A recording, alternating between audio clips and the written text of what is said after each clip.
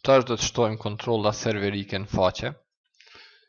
Kontrollat serverike si që janë butonat, labellat, textboxat dhe kontrollat tjera të njohura ofrojnë mundësi tipike të procesimit formës, por ato mund të programojmë me kod që ekzekutohet në server në vend se në klient apo në browser të përdoruesit. Ne do ta shtojmë një buton, një textbox dhe një label apo një label dhe do ta shkruajmë kodin për ta trajtuar ngjarjen klik për butonin.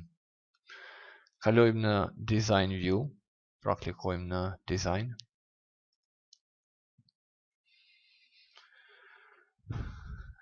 Klikojmë fund fjalisë dhe I shtojmë një 4-5 entera që të krijojmë pak hapësirë. Dhe nëse nuk e keni toolboxin të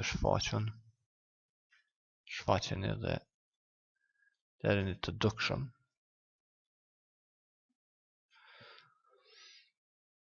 Hapim grupin standard dhe tërheqim një text box me drag and drop dhe e vendosim në mes të divit. Pra text boxat janë poshtë. Për shembull këtu. Pastaj tërheqim një buton dhe vendosim djathtas text boxit dhe një label apo një label që do ta vendosim poshtë.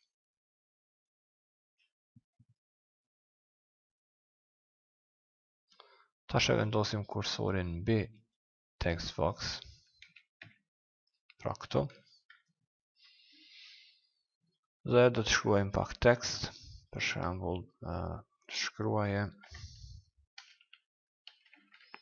emrin tënd dhe 2 pika.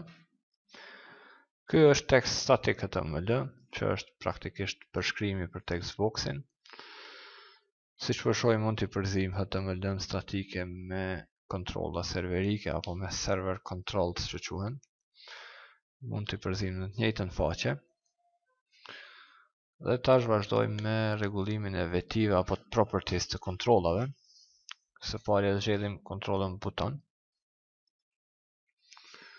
Dhe I shohim propertyt apo vetit e kontrollës. Njëjtë sikurse te Windows Forms, vetit janë të kategorizuara sipas mund të kategorizohen ose të shfaqen në mënyrë alfabetike. Mund të shfaqim vetit dhe eventet apo ngjarjet.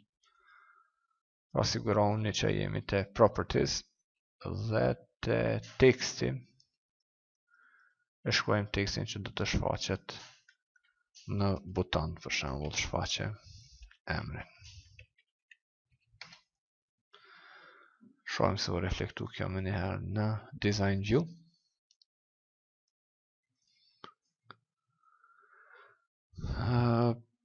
Kalojmë në Source View dhe shohim se krejt veprime që I kemi bërë në Design View faktikisht janë reflektuar në ndrimin e HTML-s që është prapa.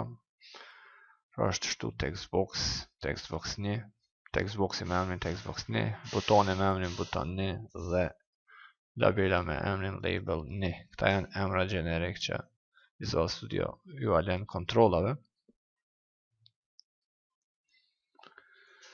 Kontrollat e kanë sintaksën e ngjashme me HTML, por tagat e përdorin parashtesën ASP 2 pika dhe përmbajnë këtë atributin run at server, që ka kuptimin që kontrolla ekzekutohet në server për dallim nga klienti apo browseri I përdoruesit. Siç po shohim vetit e kontrollës që caktohen këtu caktohen si atribute, për shembull text përzi me shfaqe emrin. Është kjo vetia apo kjo property këtu.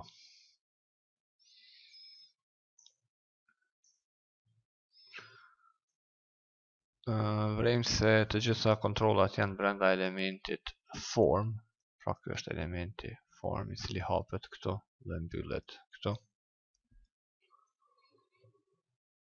Edhe kjo ka atributin run at version e server, që do të thonë se komplet forma ekzekutohet në server.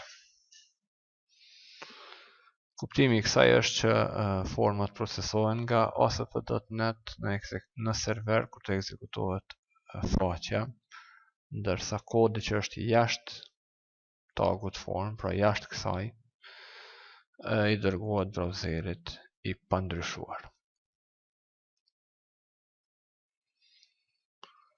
Tash do t'ja shtojmë edhe një veti apo një property labelës. Shkojmë njëherë pas ASP label, pra këtu. Dhe trusim një hapësirë. Na shfaqet një listë rënëse që i ka vetit e disponueshme që mund të caktohen për labelën. Kjo quhet IntelliSense dhe na ndihmon me sintaksën e kontrollave serverike, të elementeve HTML dhe të elementeve tjera në faqe. Ne do të zgjedhim for color, pra foreground color. Mund ose të shkojmë kështu ose të fillojmë të shkruajmë.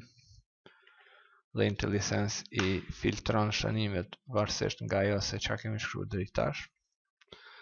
Pra for color. Pra me double click e zgjedha këtë veti barazi. Automatikisht hapen dhe mbyllen thojësa se mund të zgjedhim njërin nga ngjyrat.